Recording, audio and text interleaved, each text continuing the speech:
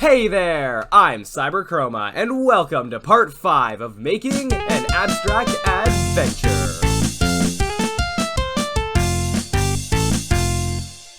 Welcome back. This time, we've worked a lot more on our cube character, and now we have the ability to jump up walls. As well, we've made a bit of adjustments to our player movement system. On surface level, it looks pretty much the same, and as well I can show off the wall jumping here, so that's what it's looking like there. Basically move towards a wall. When you touch it, you kind of stick to it sort of for a second. You slow down and slowly fall, and then if you hit space, you'll jump in the other direction.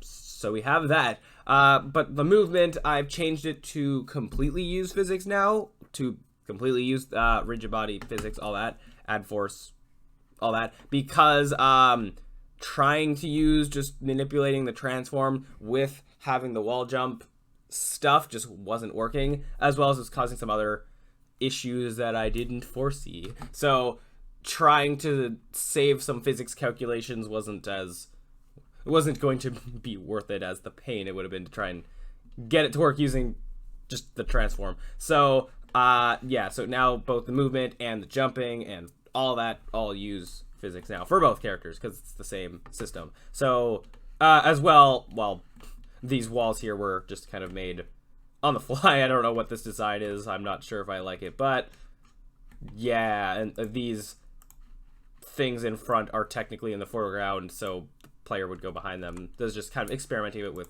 foreground stuff. Anyway, so let's go. But yeah, this is actually just a bunch of cubes turned. But anyway, so let's go into our code and show how things are working so far. So first I'll show the player movement. I don't think much has changed other than just getting rigid body and the reference, and then over where we move our character in any way, just changing it to rigid body.add force, and then kind of the same variables, just aligned differently for how add force works, because it's stuff in a bracket as opposed to this equals something. As well, using force mode 2d.impulse, so it's more like a velocity change as opposed to a slow build-up in movement, so it's more similar to how it was before. And then sort of the build-up's actually kind of done manually through the lerping, the linear interpolation. So we kind of handle that on our own as opposed to the adding force doing it. But then down there is also the same. So that's how that is running. Also, this is changed to fixed update. I believe it was just normal update before.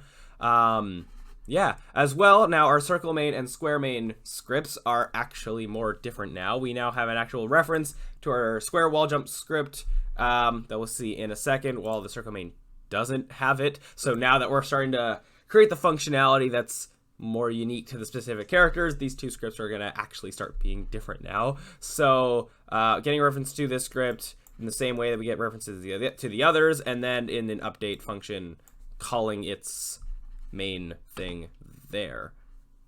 Perfect. So now, actually as well, before I go to the square wall jump thing, just showing off what it looks like in the inspector. It just has two public variables for the horizontal force and the vertical force that's being applied to push the cube in the other direction, and just finding these values is just fine-tuning and all that. As well, yeah, okay, so square wall jump. So yeah. So first of all, just two public variables that I just showed, then a private-ish variable, like public variable hidden in the inspector so other scripts can access it for whether or not we can wall jump. That's used by, I think, the player jump or something to see whether or not we should wall jump or double jump or normal jump, all that. Getting references to the rigid body, player ground check, player move, square main, then two booleans for wall contact and other contact that I'll get into later. This is sort of a measure to prevent when you're in contact with two surfaces at once, and if one's a wall to wall jump off of and one isn't. This is how that's you're sort of dealing with that, but we'll get to that down when we're using it in code. So then update function, just getting references to variables, and then onto the actual scripts that do stuff. So So the script that is called by the square main script every update frame if active player is true, so it's running all the time. So first, just one big if statement for if we can wall jump. That's determined by on collision enter stuff down here. And we're not grounded based on the grounded script. And if we're pressing the space key, the jump key, then first we set the velocity to 0 so that the wall jump is more consistent. This might need to be changed later on if we were like wall jumping off a moving wall or something, but we'll see about that when we get there. Then stopping any coroutines, these coroutines down here that are affecting stuff that we'll get to in a minute, stopping those. Then getting a reference to the player move script and whether or not we're facing right or left, that's going to affect which way we're jumping. So if player move dot front right as a boolean, so if we're facing right, we're jumping left, and if we're otherwise, we're jumping right.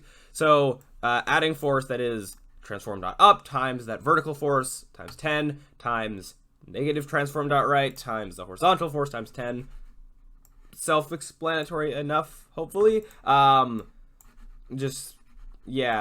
horizontal force going one way plus the up force going vertically up. Yes. And then doing that by force mode 2D dot impulse, so it's more like a jump instead of a build up. And then this is the exact same, just negative signs switched around, or lack of negative signs.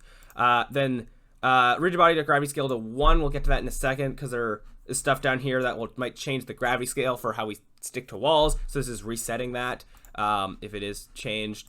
And then forcing that the player's facing the other direction, and then setting a bunch of variables to false, like can wall jump, and then these contact variables, basically saying that we're not in contact with anything because we just jumped away. So now onto some collision events. So first we're testing if the thing we collided with is on the layer 8, which is a layer called environment. I believe it's also used in the player ground check, but it's a layer that all objects that are wall jumpable or jumpable grounds and walls are on this layer. So if we're colliding with something on that, as opposed to like an enemy or a checkpoint or something like that. So then so getting the collision, getting the contact points, which is like the specific vectors in space of what we're colliding with, and then which comes out as an array, but we're only caring about the first one, so we're getting the 0, or like the first item in that array.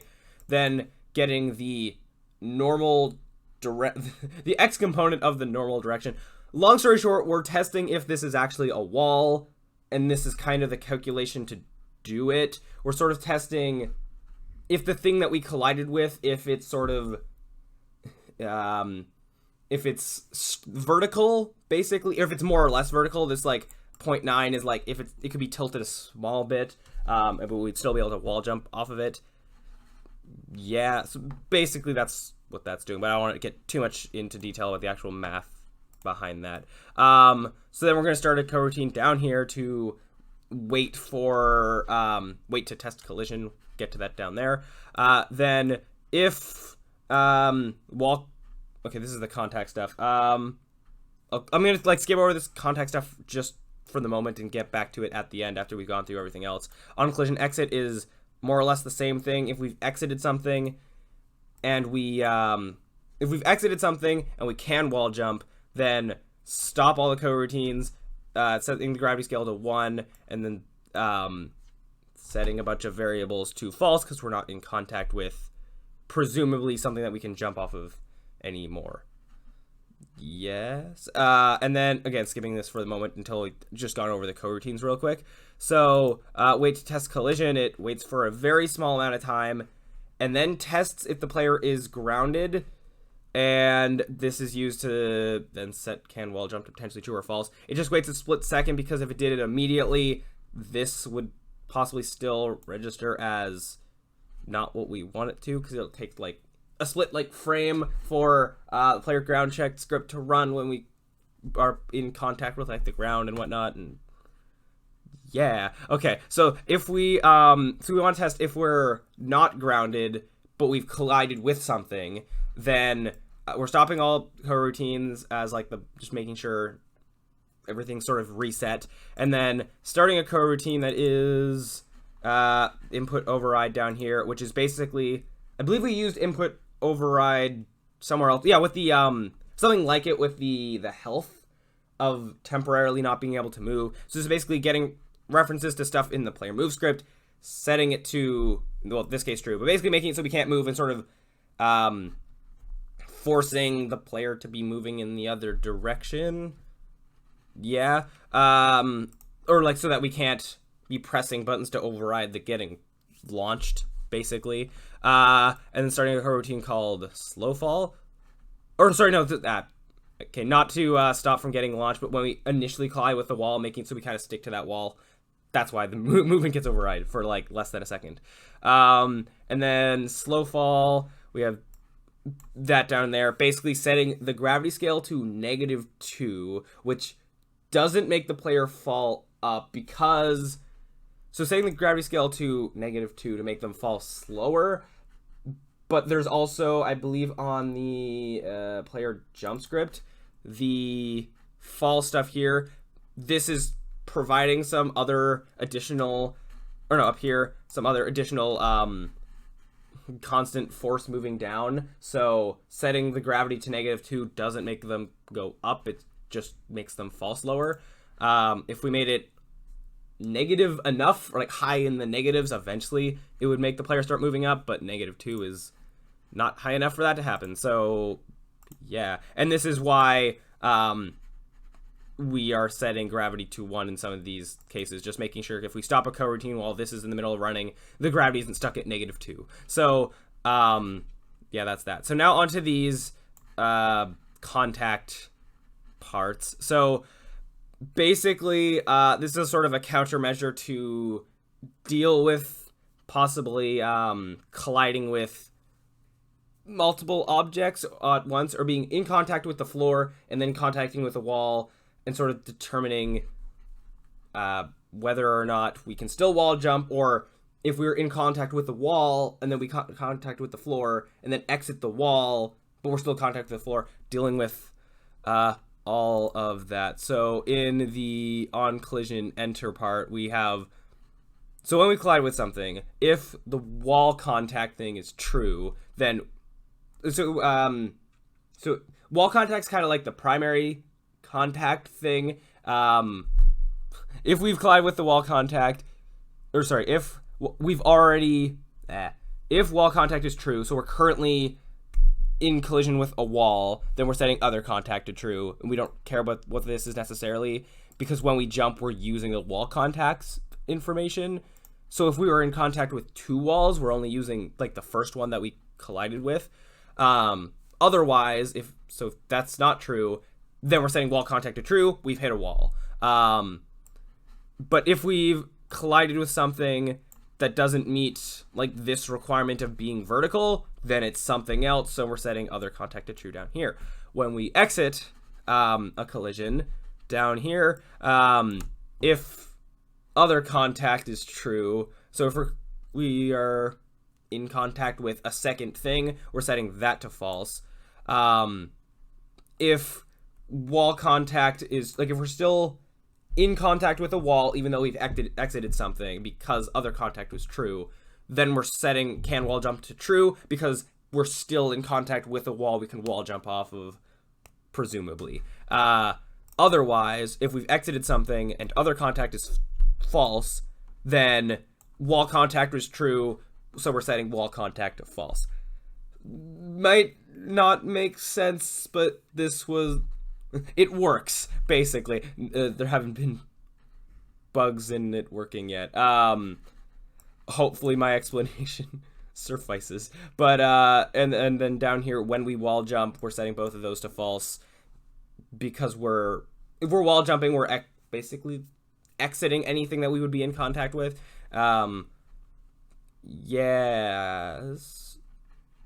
Yes, okay. Alright, and that'll do it for this episode then. So now we have wall jumping up and running, which is nice because it feels like our game's getting more full. There's more stuff we can actually do. It's getting more unique. And our 2 characters are finally becoming actually different. We already had a bit of that with the different hit colliders, but this feels more like actually different, I guess, because we haven't done much with attacking yet.